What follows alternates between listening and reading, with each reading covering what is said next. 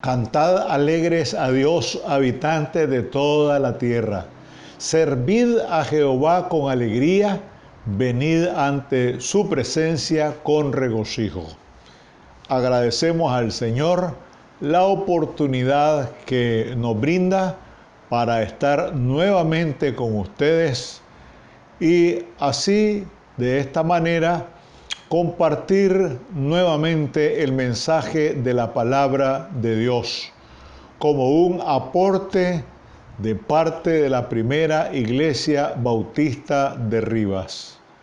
Gracias a Dios por todo lo que Él nos ha concedido hasta hoy. Hemos estado hablando en las reflexiones anteriores acerca de la persona de Jesús.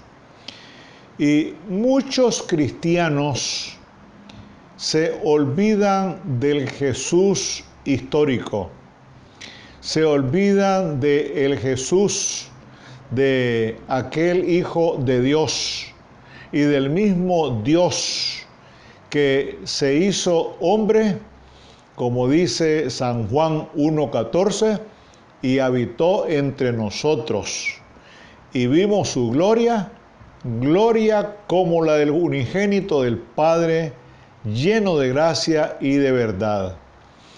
Esta vez queremos reflexionar una vez más acerca de la persona de Jesús, pero vista desde un ángulo diferente en cuanto al enfoque que hace el Nuevo Testamento de Jesús. Por ejemplo, en Isaías, que el profeta evangelista dice en el capítulo 9, versículo 6, porque un niño nos es nacido, hijo nos es dado, y el principado sobre su hombro, y se llamará su nombre Admirable Consejero, Dios fuerte, Padre eterno, Príncipe de paz. Esa es una profecía de Isaías referida de manera muy particular a Jesús. Entonces, con el nacimiento de Jesús se marca en la historia de la humanidad un antes y un después. Antes de Cristo, después de Cristo. Antes de Cristo están los profetas que hablaron precisamente del Hijo de Dios. Y después de Cristo tenemos a los evangelios, las distintas cartas, las cartas pastorales y las cartas también universales y las cartas que fueron dirigidas a las distintas comunidades del Asia Menor. Entonces, en este caso, nosotros, en primer lugar, de acuerdo a lo que dice Isaías, pues Jesús es profetizado como rey. Y ese reinado no tendrá fin, dice. ¿Por qué? Porque Jesucristo es el mismo ayer, hoy y por los siglos. Por eso dice Padre eterno. Y eso refleja muy claramente que Jesús es eterno. Por otro lado, Jesucristo fue solemnemente anunciado por los ángeles.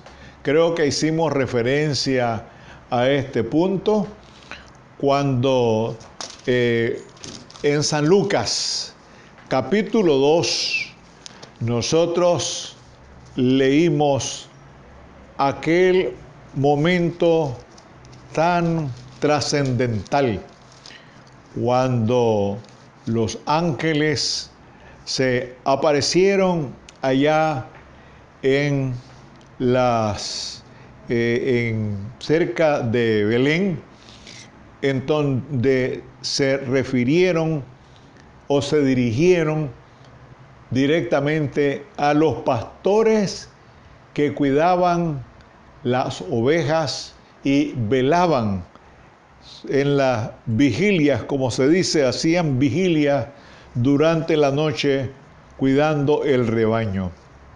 En donde aquí dice en el 2:13 de San Lucas, repentinamente apareció con el ángel una multitud de las huestes celestiales que alababan a Dios y decían, gloria a Dios en las alturas y en la tierra paz, buena voluntad para con los hombres. Y antes de eso, el ángel que se le apareció a los pastores y después las huestes celestiales, dice aquí, no temáis, porque os doy nuevas de gran gozo, que ha nacido hoy en la ciudad de David un Salvador que es Cristo el Señor. Y bueno, ya vienen los demás aspectos para identificar al Salvador del mundo.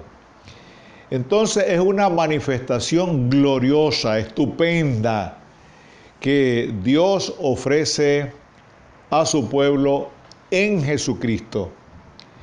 Después nosotros podemos ver de una manera más identificada con el Nuevo Testamento, que Jesucristo es el Cordero de Dios que quita el pecado del mundo. Aquí aparece como Cordero. Y dice también, si nosotros regresamos a Isaías, nos encontramos con esa expresión de el Cordero de Dios, en donde dice de una manera muy clara, dice, ciertamente llevó nuestras enfermedades y sufrió nuestros dolores, pero nosotros le tuvimos por azotado, como herido y afligido por Dios. Mas él herido fue por nuestras rebeliones, molido por nuestros pecados, para darnos la paz. Cayó sobre él el castigo, y por su llaga fuimos nosotros curados. Ese es el Cordero de Dios que quita el pecado del mundo, como lo dice también San Juan 1:29. Y esa es una expresión muy hermosa de Juan el Bautista cuando estaban confundiendo a Juan con el Cordero de Dios. Pero aquí en San Juan dice, al día siguiente vio Juan el Bautista, a Jesús, que venía a él y dijo, he aquí el Cordero de Dios. Este es el Cordero de Dios que quita el pecado del mundo. Y en este sentido, debemos ser muy cuidadosos cuando hablamos de la sangre de Cristo. Yo he insistido mucho y sigo insistiendo porque en la Biblia descubrimos muy claramente que la sangre de Cristo tiene una sola función, suficiente con esa, y es que nos limpia de todo pecado. Lo dice Primera de Juan 1:7. Se puede verificar, y Apocalipsis 1:5. Esa es la función de la sangre de Cristo. No sé por qué hay muchos cristianos que no quieren leer la Biblia y que usan la sangre de Cristo para cualquier cosa. Y eso es una blasfemia. Por otro lado, recordemos también que Jesucristo es el Salvador. Y recordemos también que en el mismo San Lucas y también creo que en el Evangelio de San Mateo nos encontramos con algo que tiene que ver con el Salvador del mundo, porque dice la palabra del Señor en el capítulo 1 de San Lucas, Aquí se refiere a Jesús, en donde dice aquí en lo siguiente: también José subió de Galilea, de la ciudad de Nazaret a Judea, a la ciudad de David, que se llama Belén, por cuanto era de la casa y familia de David, para ser empadronado con María su mujer. Aconteció que estando ellos ahí se cumplieron los días del alumbramiento, y dice, dio a luz a su hijo primogénito, y lo envolvió en pañales y lo acostó en un pesebre, porque no había lugar para ellos en el mesón. Entonces dice aquí en la expresión esta de los ángeles que ya la referimos, dice, no temáis, porque yo os doy nuevas de gran gozo, que será para todo el pueblo, que os ha nacido hoy en la ciudad de David un Salvador, fíjense, un Salvador, que es Cristo el Señor. Y aquí apelamos nosotros a Hechos 4:12, porque en ningún otro hay salvación, porque no hay otro nombre bajo el cielo dado a los hombres en que podamos ser salvos. El único es Jesucristo. No hay salvadores ni salvadora. El único que nos puede salvar es nuestro Señor Jesucristo. Y en este sentido, las Sagradas Escrituras son enfáticas. No existe posibilidad alguna para que el hombre se salve, sino única y exclusivamente por medio de nuestro Señor Jesucristo, que es lo que acabo de mencionar en Hechos 4:12. Y esto es algo que no es incuestionable, es indubitable. Entonces, en Primera Timoteo, nosotros encontramos otra expresión que podríamos decir está muy relacionada con Hechos 4:12. Y esto aparece en 1 Timoteo capítulo 2, versículos 3 al 6. Dice, esto es bueno y agradable delante de Dios, nuestro Salvador, el cual quiere que todos los hombres sean salvos y vengan al conocimiento de la verdad, y la verdad de Jesucristo. Pues hay un solo Dios y un solo mediador entre Dios y los hombres, Jesucristo hombre.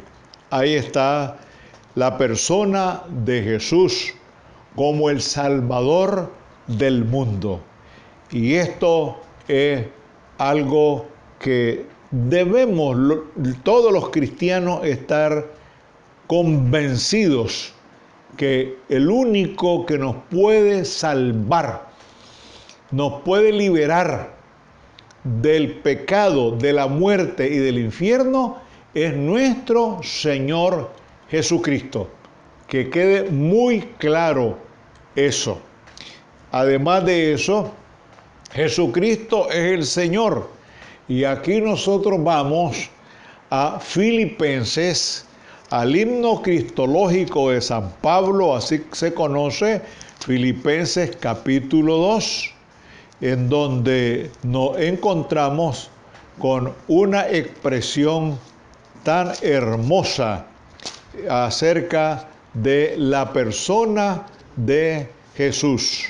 Filipenses capítulo 2, donde se expresa de la manera siguiente.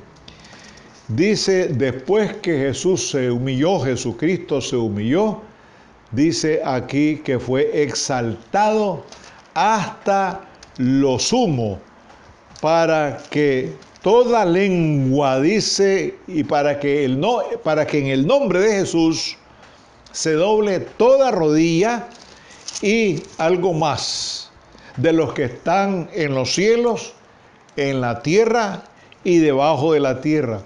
Y toda lengua confiese que Jesucristo es el Señor para gloria de Dios Padre. Entonces, aquí nosotros nos damos cuenta que el señorío de Jesucristo era el corazón de la predicación de los discípulos después de la muerte y resurrección del Señor. Gracias, Padre, porque a través de tu palabra nos damos cuenta de todos esos títulos que tu Hijo recibió de parte de los profetas, de parte de los evangelistas y de todos aquellos que le hemos reconocido como nuestro Señor y Salvador. Permite, Padre, que seamos sensibles a esa tarea redentora de Jesucristo para que le reconozcamos como nuestro Señor y Salvador, haciendo nuestra profesión de fe públicamente como tu palabra lo enseña. Danos tu bendición, tu protección y tu compañía. En Jesucristo, tu Hijo amado. Amén.